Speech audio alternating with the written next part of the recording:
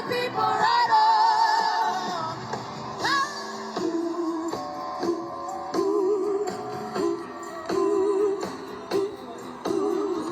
Power to the people.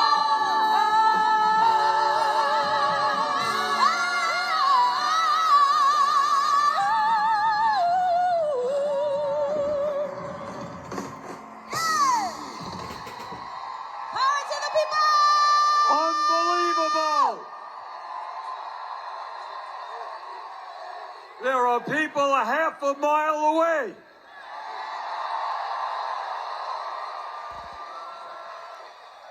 Let me... Nope. It's not Bernie, it is you. Let me thank our brothers and sisters in the trade union movement for being here. Let me thank Unite Here, Liuna Local 724, ILWU, the Longshoremen, CNA nurses, NNN New York nurses, NUHW Kaiser nurses, UTLA, UAW, California Labor Federation, AFL-CIO. And today we pledge with our brothers and sisters in the trade union movement, we are going to grow the movement. Millions of workers want to join unions because they know they're going to get better wages, better benefits, better working conditions. Let's do it.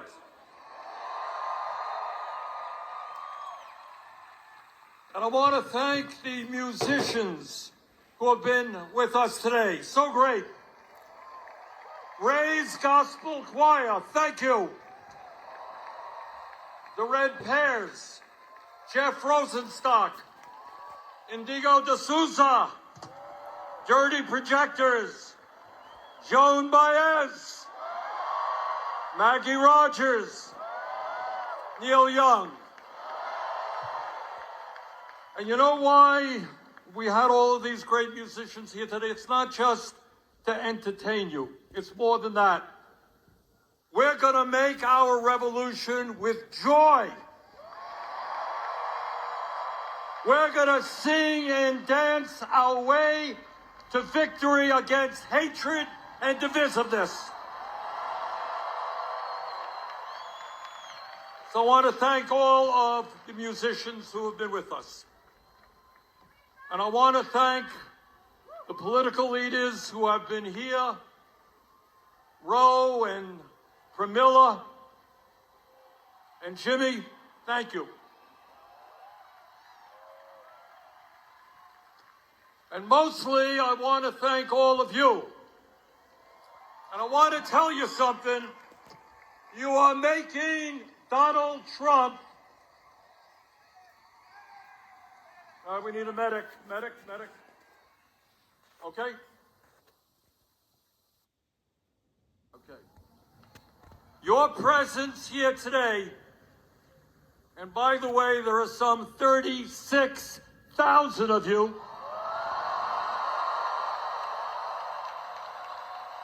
The largest rally that we have ever had.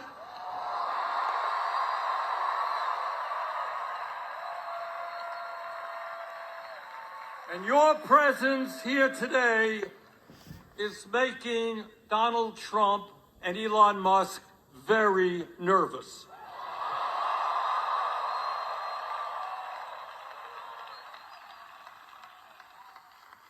Last time we did a rally in Denver, a little bit smaller than this. Thank you, LA. Elon Musk announced that everybody at the rally, or most of the people, were paid organizers. Anybody here get paid to come today? And Donald Trump, very envious of sizes, he said, well, Bernie has rallies of 2,000 or 3,000 people, can't compete with Trump. He lied. So I invite the president to come to LA. Tell the people here why you think it's a great idea to cut Medicaid and nutrition and health care so you can give tax breaks to billionaires. The people of LA would love to hear that.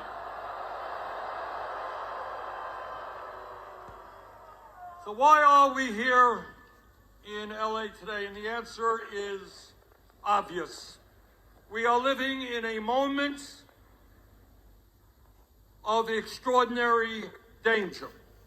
And how we respond to this moment will not only impact our lives, but will impact the lives of our kids and future generations. And in terms of the climate, it will depend, we can depend on whether or not the planet Earth survives. That's why we're here today.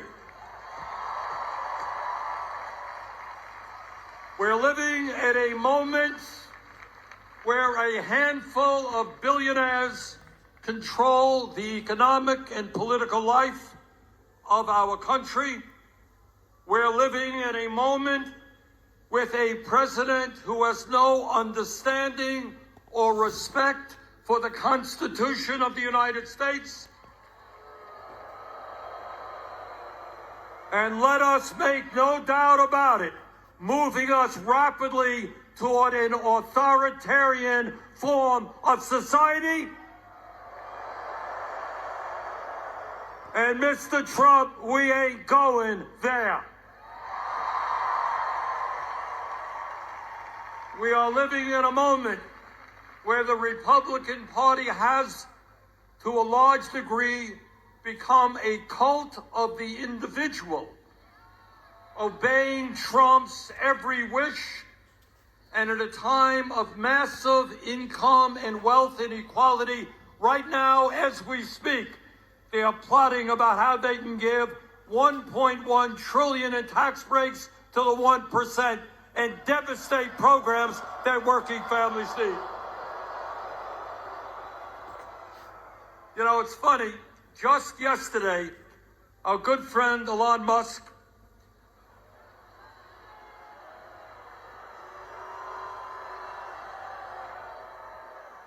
Mr. Musk sent out a tweet. And in essence, he said, you know, Bernie Sanders has been talking about the growth of oligarchy year after year after year. Well, Elon, you're damn right. That's what I've been talking about.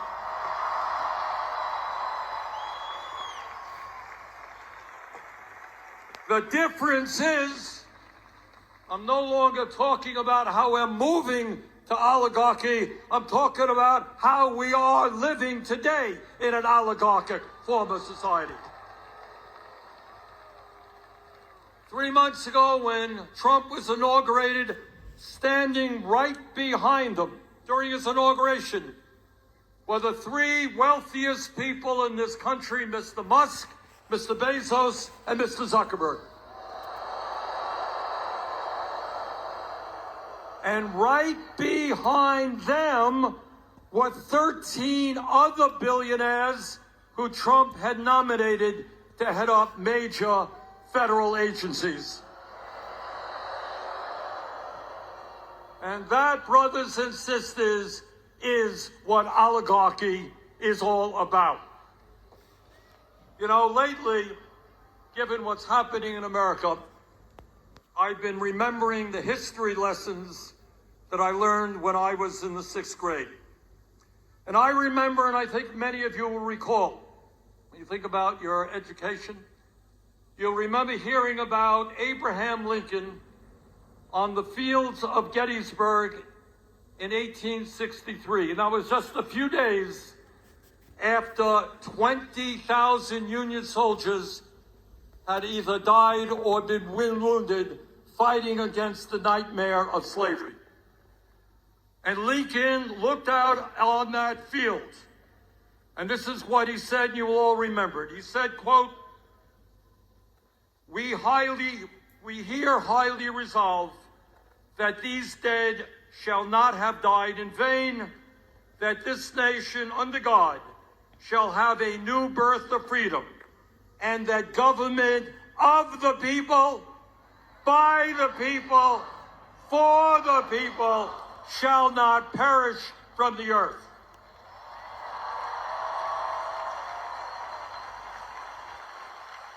And that is precisely why we are here today, to make sure that government of, by, and for the people does not perish, and that we do not become a government of the billionaire class, by the billionaire class, and for the billionaire class.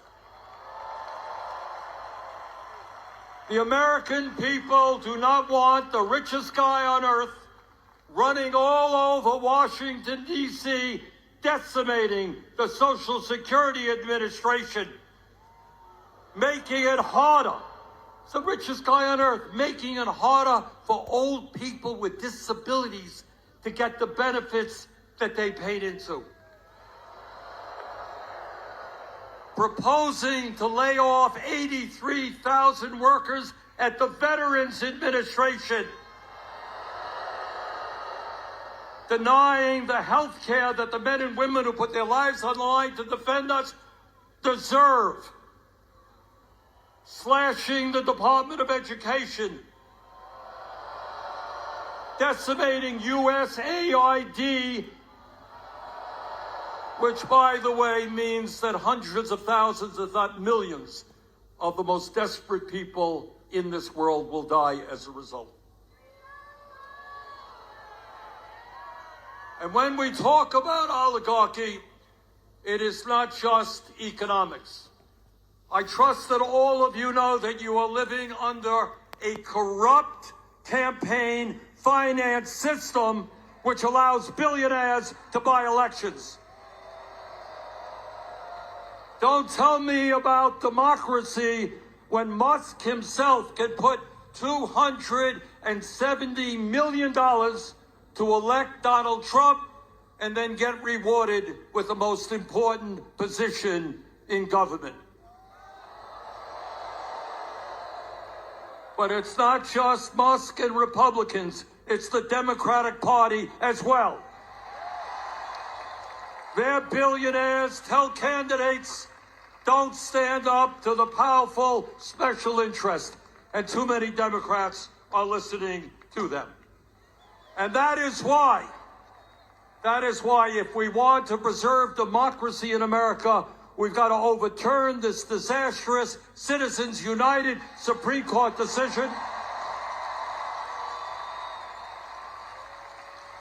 And we got to move to public funding of elections. In America, one person, one vote, not billionaires buying elections. And let me tell you something about the oligarchs. They are very, very religious people. But their religion is not based on doing unto others as you would have them do unto you. Their religion is not based on love or justice. Their religion is based on greed, greed, and more greed. All over this country, in Vermont, California, all over this country, we have a serious problem with drug addiction, with alcoholism, with other forms of addiction. But in my honest opinion, the most serious addiction crisis we face is the addiction of the oligarchy toward greed. They got billions and billions of dollars. It's not enough. They need more. And if they have to step on the poor and the disabled and working class people, that is what they will do unless we stop them, and we will stop them.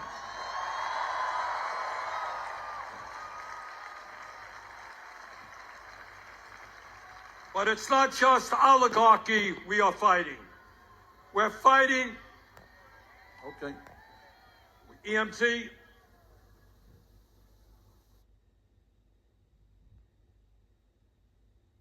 Raise your hand where the problem is. Okay, can we get somebody there? We got it, somebody? Okay, thank you.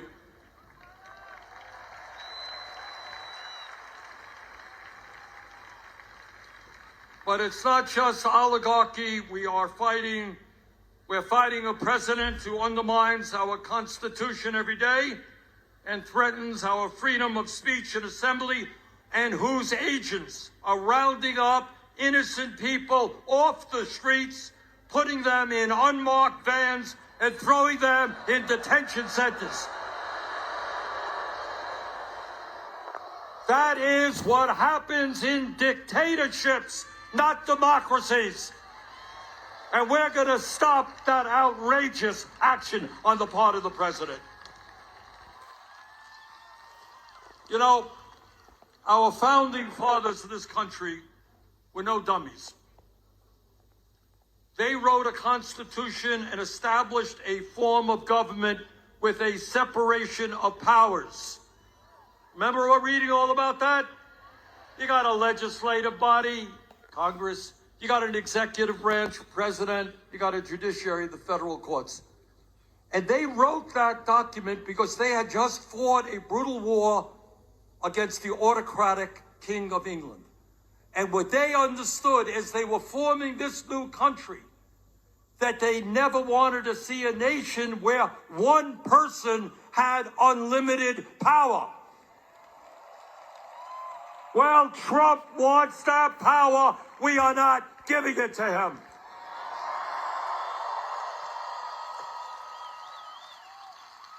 Trump is suing the media because they say bad things about him. Oh, how horrible is that? He has sued ABC, CBS, Meta, the Des Moines Register. His FCC is investigating NPR and PBS. He loves the media when they fawn over him, but he can't take criticism. This from a guy who has made vulgar comments about his opponents. Hey, Mr. President, if you can't take criticism, get out of politics. That's what democracy is about.